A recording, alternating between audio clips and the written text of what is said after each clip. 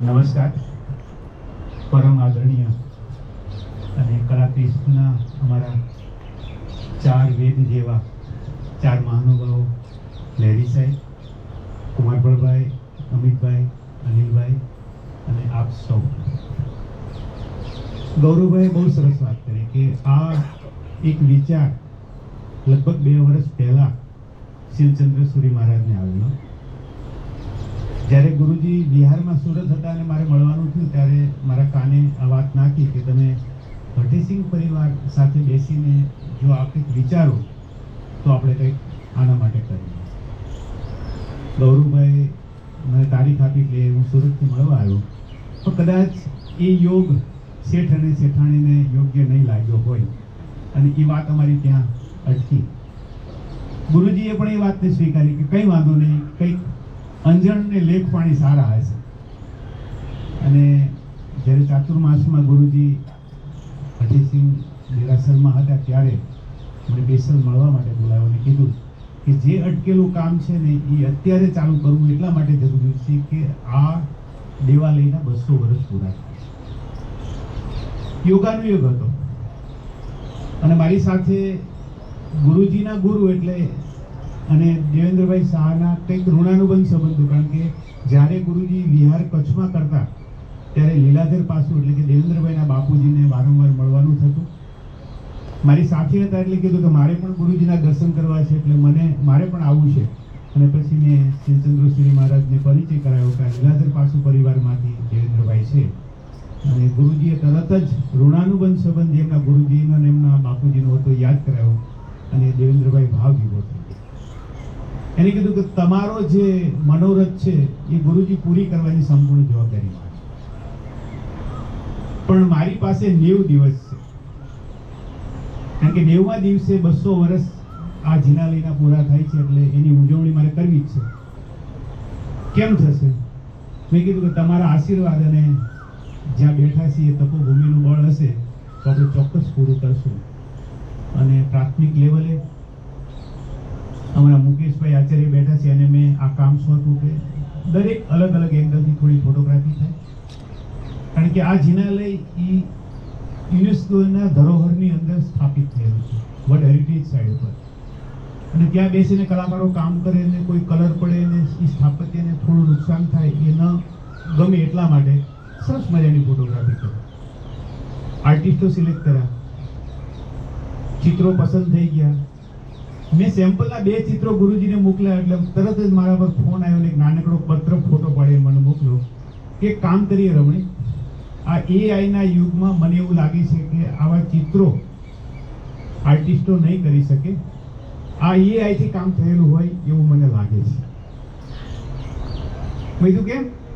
તો કે ચિત્રો આટલા સરસ આર્ટિસ્ટ કરી ન શકે, મારા મગજમાં બેસતું નથી. મેં કીધું તમે ચિંતા નહીં કરતા, હું એઆઈનો માણસ નથી, હું ચિત્રકાર સાથે કામ કરવા વાળો માણસ છું. અને આ મારી સાથે જે દીકરાઓ કામ કરે છે એ બધા નીવડેલા ચિત્રકારો છે. મને તો હું તારા પર છોડું છું, પણ મેં પહેલા બધા ચિત્રો તમને બતાવશું ને પછી આપણે ફ્રેમિંગ કરશું.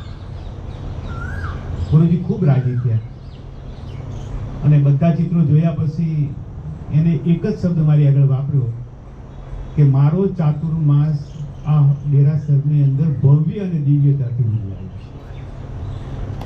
ખૂબ રાજીપો વ્યક્ત કર્યો. અને જ્યારે એ જ ચિત્રોના આધારે એક વોલ્યુમ તૈયાર કરવાનું હતું ત્યારે પણ કીધું કે આપણે એક નહીં 3 ભાષામાં કરીએ, ગુજરાતી, હિન્દી અને અંગ્રેજી. અંગ્રેજી વર્ઝનમાં તો ઓલરેડી ભટ્ટીસિંહ પરિવારે એ પુસ્તક પ્રસિદ્ધ કરેલું જ હતું, પણ થોમસ પરમાર સાહેબ આ બધાના આશીર્વાદ મળ્યા અને એ પણ વોલ્યુમ સરસ મજાનું થયું. અને જે ગુરુજીએ 90 દિવસ અમને કીધા હતા એને બદલે 81મા દિવસે આખું કામ પૂરું કરીને ગુરુજીના ચરણોમાં મોકલી. મને કે આપણે તો 90 દિવસની વાત થઈ હતી. મેં કીધું નહીં, એ બરાબર જ છે, કારણ કે 8 + 1 એટલે 9 જ થાય છે, પૂર્ણ આંકડો છે. કારણ કે એની પણ કોઈ કૃપા ઉપરથી હતી અને એના લીધે કામ થયું છે. અને મને કહેતા આનંદ થાય છે કે આ પુસ્તક ગુજરાતમાં ગયા પછી અમદાવાદમાંથી ઘણા બધાએ કીધું કે આટલું ભવ્ય અને દિવ્ય દેવાલયની બાજુમાં રહીએ છીએ પણ કોઈ આંટો માર્યો નથી. જે આ પુસ્તક વાંચ્યા પછી એ દેરાસર પ્રત્યે જે અમને અહોભાવ જાગ્યો છે, જેમને એના માટેની એક લાગણી નવી ઊભી થઈ છે, અને મને ઘણા મિત્રોના ફોન આવ્યા કે અમદાવાદ જઈએ છીએ એટલે અમે હઠીસી જોવા જઈશું. બસ આપણે તો આ દેવાલયની સિદ્ધિ અને પ્રસિદ્ધિ સમગ્ર જનસમાજ સુધી પહોંચે, અને આ ડોક્યુમેન્ટેશન જે કલાતીર્થના માધ્યમથી અમે કર્યું એ મેં ગુરુજીના ચરણોમાં મૂકી દીધું. આજથી કલાતીર્થના સંપૂર્ણ રાઇટ પૂરા થાય છે, હવે ગુરુજીના રાઇટ્સ ચાલુ થાય છે. એટલે આ 50-50 ચિત્રો દેવાલયમાં કાયમી ધોરણે રહેશે, અને એક મારી લાગણી પણ છે કે આ 50 ચિત્રોનું એક ડોક્યુમેન્ટેશન મજબૂત છે, એટલે આવનારા વર્ષોમાં સારી રીતે સચવાય એના માટે એક કાયમી ગેલેરી ઊભી થાય અને આવનાર ભાવકોને કાયમી ધોરણે જોવા મળે એવી પણ એક વ્યવસ્થા થાય એ ખૂબ જરૂરી છે. આપ સૌએ આ વાતને ખૂબ આદર સાથે મારી સાંભળી છે અને સ્વીકારી છે, અને શિવચંદ્ર સુરી મહારાજ ભલે વડોદરામાં બેઠા પણ એના અત્યારે એનો ભાવ આપણી સાથે જોડાયેલો છે, અને ગઈકાલે પણ આશીર્વાદ સાથે જ વાત કરી હતી કે તમે કરશો એ બધું યોગ્ય જ હશે, અને ગૌરવભાઈ અને આખી ટીમે સરસ રીતે આ કામ પૂરું પાડ્યું. અનિલભાઈ મળી ગયા ત્યારે અનિલભાઈને ચિત્રો વિશે ગુરુજીએ વાત કરી ત્યારે અનિલભાઈ એક જ મિનિટમાં કહી દીધું કે આનું પ્રદર્શન ગુફામાં કરવાનું, અને એ પણ વિધાઉટ કોસ્ટ. હું ગેલેરીનું તમારી પાસેથી ભાડું નહીં લઉં, અને એ બોલ પણ અનિલભાઈએ બહુ સારી રીતે પાડ્યો. જ્યારે કુમારપાલભાઈ બધા જ અમે ઉદ્ઘાટનમાં સાથે હતા ત્યારે પણ આ જ ભાવ કુમારપાલભાઈએ જે રજૂ કર્યો હતો એ જ ભાવ આજે વ્યક્ત કર્યો, એના માટે હું પણ આભારી છું. હેરી સાહેબની નાંદુરસ્ત તબિયત છે, ઉંમરનો પ્રભાવ દેખાય, છતાં પણ આજે આ ઉત્સવમાં મારે પણ સહયોગી બનવું જોઈએ, જોડાવવું જોઈએ, તો મારે પટ્ટો બાંધીને પણ આવ્યા છે, અને એ જ ભાવ બતાવે છે કે કલા પ્રત્યે આજે પણ સાહેબ મારી સાથે અનંત આશીર્વાદ એમના મારી સાથે જોડાયેલા હોય છે, અને દરેક કાર્યમાં એમનું પીઠબળ મને મળતું હોય છે, ત્યારે એમનો પણ આભારી છું. અમિતભાઈ તો ચિત્રના જ માણસ કલા જગત સાથે જોડાયેલા છે, એટલે એનો તો જે સંબંધ ઋણાનું બનશે, અને એ સતત અમને બધાને પ્રોત્સાહિત કરતો હોય છે. આ તબક્કે સૌનો આભાર, ખાસ કરીને હઠીસી કેસરી પરિવારનો પ્રશ્નો પણ હું ખૂબ ખૂબ આભાર માનું છું. આભાર.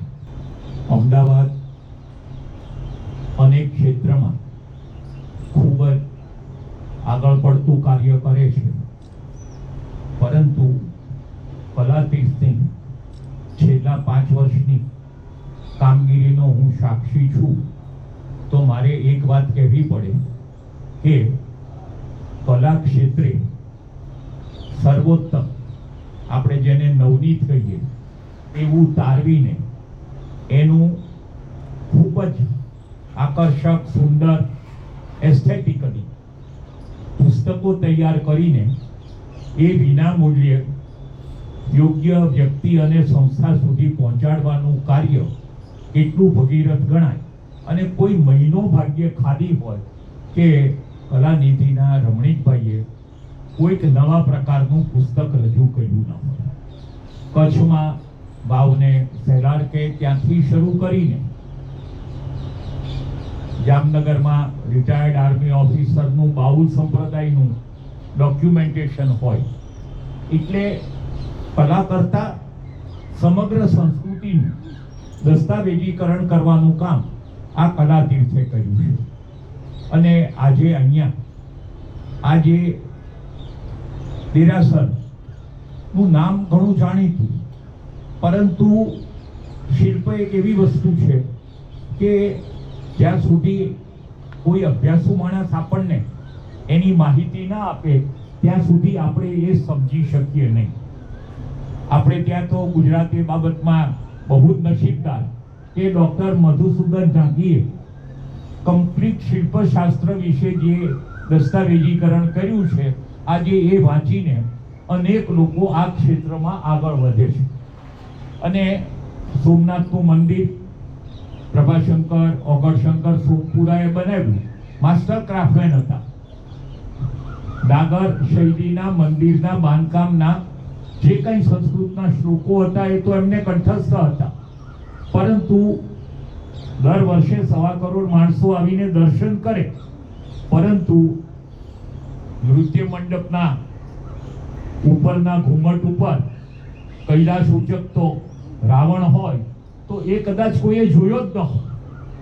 આ કામ પણ ઘણું બાકી હતું, અને 5-1 વર્ષ પહેલા એની કોતરણી જ્યારે પૂરી કરી ત્યારે એમાં જે એક પ્રકારની જીવંત વૃત્તિ આવે છે, જોનારને આખી જુદી લાગણી થાય છે, એવું કામ જ્યારે થયું અને એનું ડોક્યુમેન્ટેશન એક સામાન્ય ઘર ગૃહિણી તરીકે કામ કરતા અને વચ્ચે આપણે ત્યાં મૂર્તિ અંગે વિશ્વકોશમાં પ્રવચન આપી ગયા, તો એ અનિતાબેન કોરડે અને રાજકોટના એક ભાઈ હર્ષ પટેલે અમને જે દસ્તાવેજીકરણ કરી આપ્યું એ આજે હાઈટેકથી કદાચ મંદિરને કંઈ થાય તો એનો આખો પેલો બની શકે એવું 3 ડાયમેન્શનલ શૂટિંગ કરીને જે ડોક્યુમેન્ટેશન છે એ ભૌતિક રીતે બરાબર છે, પણ અનુભૂતિ કરવી હોય તો આપણે એ અનિતાબેન અને હર્ષના પુસ્તકને જોવું પડે. એ જ વાત સૌથી મહત્વની છે કે કલાના અનેક ચાહકો છે અને કલાને સમજાવવા વાળા આપણે ત્યાં નિષ્ણાતો પણ છે, અને આ વિષયમાં રમણીકભાઈએ જે કાર્ય કર્યું છે એ કાર્યને કારણે સુરતને એક બાબતમાં એણે અમદાવાદથી આગળ મૂક્યું છે, અને એ કલાનું દસ્તાવેજીકરણ હું એમને ખાસ તો અભિનંદન આપવા આવ્યો છું. ખૂબ જ નમ્ર, સરળ અને કોઈ પણ પ્રકારના પૂર્વગ્રહ કે ધારણા વિના એ જે કામ કરે છે એ કોઈ પણ જગ્યાએ આપણે કામ કરતા હોઈએ તો એમના કાર્ય પદ્ધતિમાંથી પ્રેરણા લેવા જેવી છે.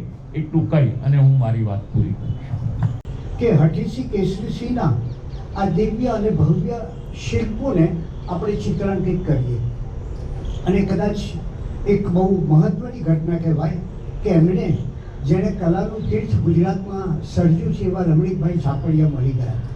રમણીકભાઈએ આ એક એવા સરસ કલાકારોને ઊભા કર્યા છે ગુજરાતના કલાના ઇતિહાસમાં એક આગવું સ્થાન જેમ અને રેડિયાએ મેળવ્યું છે એવું જ આગવું સ્થાન એ રમણીકભાઈએ મેળવ્યું છે, અને એમાં એમને દેવેન્દ્રભાઈ શાહનો સહયોગ મળ્યો.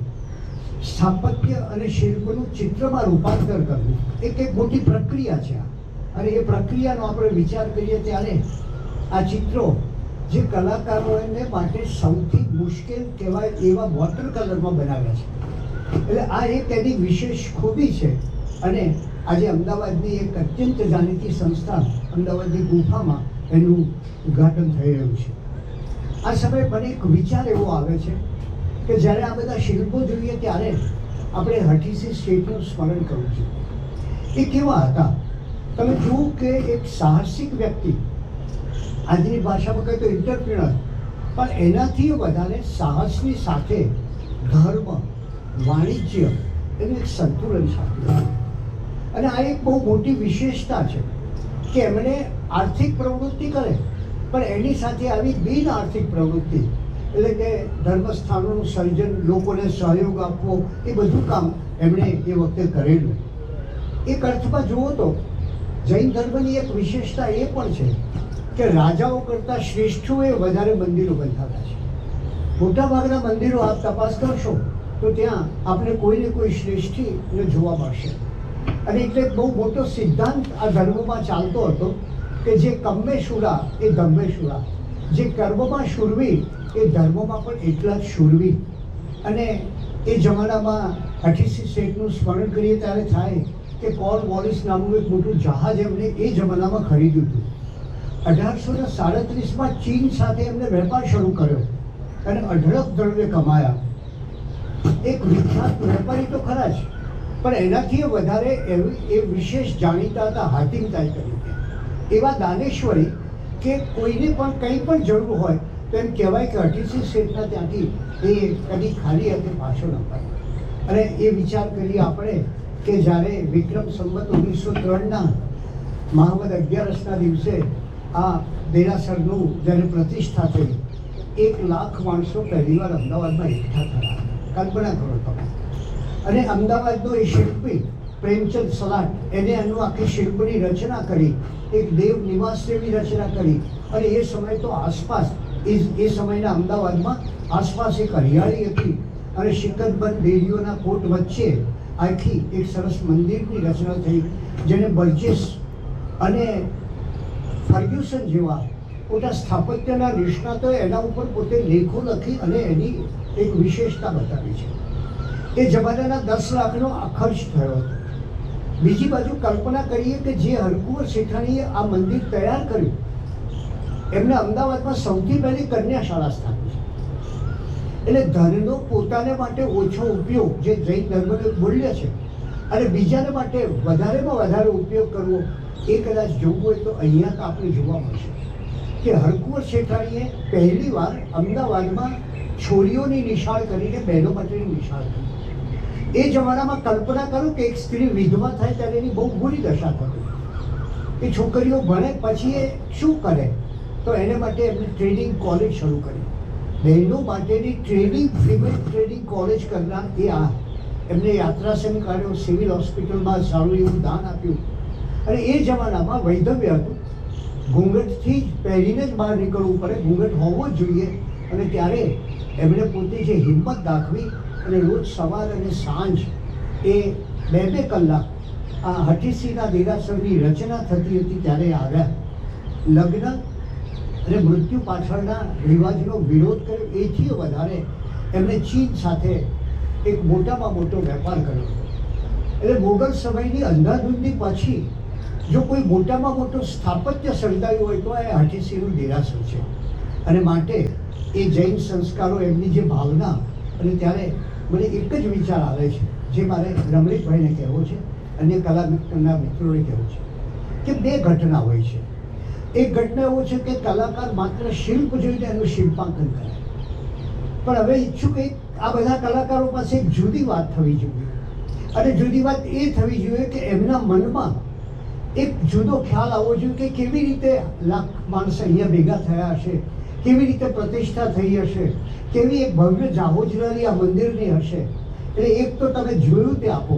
જેમ આપણે રાજા રવિ વર્માનું કોઈ ચિત્ર જોઈએ તો દાખલા તરીકે એને ધ જીપ્સીસ નામનું ચિત્ર આપ્યું છે, એમાં બજારમાં જતી સ્ત્રીઓનું ચિત્ર છે, વાસ્તવિક ચિત્ર છે, જે દેખાય તે છે. પણ એ જ રાજા રવિ વર્માએ દમયંતી અને હંસનું ચિત્ર આપ્યું, જેની અંદર શાસ્ત્ર પ્રમાણે, વર્ણનો પ્રમાણે એને દમયંતી અને હંસનું આલેખન કર્યું છે.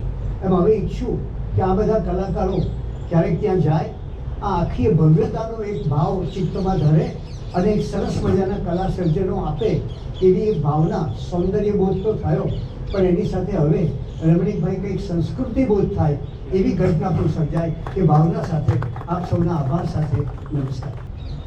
આજે આ જ પરિસરમાં મારે તમને બધાને આવકારવાના છે. બહુ મારા માટે તો આનંદની વાત છે, કારણ કે આ પરિસર લગભગ 30 વર્ષ થયા અમે હાથમાં એની જવાબદારી લીધી, અને કદાચ આ પરિસરમાં 2-5 માણસો આવતા, ત્યાંથી 200-500 માણસો આવતા થયા સુધીના બધા દિવસોનો સાક્ષી છું. એટલે ખરેખર જ્યારે હું અત્યારે આ માહોલ જોઉં છું તો અંદરથી ગદગદ થઈ જાઉં છું. આનંદ એ વાતનો છે કે આ પ્રદર્શન બહુ સહજતાથી બન્યું છે. રમણીકભાઈનું આ ચિત્રો માટેનો સંકલ્પ કે ભાઈ જુદા જુદા ગુજરાતના, રાજસ્થાનના, મહારાષ્ટ્રના એમની સાથે જોડાયેલા, એમના પ્રતિષ્ઠાન સાથે કામ કરતા કલાકારોને આમંત્રિત કરીને એમણે અમદાવાદ બોલાવ્યા, આખું ડેરું બતાવ્યું, કલાકારોએ જોયું, પોતપોતાના એરિયાઓ નક્કી કર્યા, કોને શેમાં રસ છે, કઈ વસ્તુ છે. કારણ કે અઘરી વાત સૌથી એ હતી કે આરસ પહાડને કાગળ ઉપર એ પણ વોટર કલરમાં ટ્રાન્સફર કરવાનું છે, અને બધા જ કલાકારોએ એ ચેલેન્જ સ્વીકારી, પોતપોતાના એરિયા પસંદ કરી, એના ફોટોગ્રાફ લીધા, જરૂર પ્રમાણે લાઇટિંગ સેટિંગના સમય પ્રમાણે સવાર, બપોર, સાંજ પ્રમાણે લીધા, એનો સ્ટડી કર્યો, અને પછી પોતાના ગામ ગયા, અને ત્યાંથી આ બધાએ કામ કરીને અહીંયા આગળ રમણીકભાઈને મોકલ્યા. આ કામો જ્યારે આવ્યા ત્યારે શ્રીચંદ્ર સુરી મહારાજ સાહેબ ચતુર્માસમાં અમદાવાદ મુકામે હતા, અને ત્યાં આગળ આ પુસ્તકનું અને એ ચિત્રોનું એ જ રૂમમાં ત્યાં ક્યાંક 2 ચિત્ર પલંગ પર, 2 ચિત્ર બારીમાં, એવી રીતે બધા એમાં ગોઠવ્યા હતા. તો એ વખતે હું પણ ત્યાં હાજર હતો, કારણ કે શ્રીચંદ્ર સુરી મહારાજ સાહેબને મારા જૂના સંબંધો, લગભગ 20-25 વર્ષ પહેલાં અમે સુરતના કાષ્ટ ચિત્રો ઉપરની બુક સાથે કરી હતી. એ વખતે એમનું ઘણું માર્ગદર્શન મળ્યું હતું અને કર્યું હતું, એટલે એમણે ખાસ યાદ કરીને મને પણ બોલાવ્યો હતો. તો બસ અનાયાસે જ મેં કહ્યું કે આ પ્રદર્શન, આ ચિત્રો તો ગેલેરીમાં શોભે, અને મેં કહ્યું કે બસ મારા તરફથી તમને ગેલેરી ફ્રી, તમે જ્યારે અનુકૂળતા હોય પણ આપણે આ પ્રદર્શન ગેલેરીમાં કરવું છે એ વાત હતી. અને અમે તો એક બે વખત તારીખો ગોઠવી કે સુરેશચંદ્ર મહારાજ સાહેબ પણ અહીંયા આવી શકે, પણ અનુકૂળતા એમની ના હોવાને કારણે અને સમય પાછો હતો, એટલે આજે પછી આ અઠવાડિયામાં નક્કી કર્યું કે હવે સમય વધુ વીતી જાય અને આ ચિત્રો જોવાનું એના કરતાં આપણે કરીએ. અને ખરેખર આજે આ પ્રદર્શન હું પણ જ્યારે અત્યારે ગેલેરીમાં લાગેલા ચિત્રો જોઉં છું તો અદ્ભુત અને ખરેખર એનાથી એ થઈ જાય છે. વાત આ ચિત્રોની છે કે રમણીકભાઈ જરાક પણ કોઈ પણ વસ્તુમાં બહુ સહજતાથી હા પાડી દે, સ્વીકારી દે, આવી જાય. ઇવન આ બધી જ વ્યવસ્થા એમણે સરસ રીતે ગૌરવભાઈ અને એમની સાથે મળીને એમની ટીમ પાસે કરાવી અને આજે સરસ મજાનું પ્રદર્શન થયું. એટલે સનાયાદ આખું પ્રદર્શન અને આખું આયોજન થયું છે. આપ સર્વનો ખૂબ ખૂબ આભાર અને આનંદ સાથે હું મારી વાતને વિરામ આપું છું.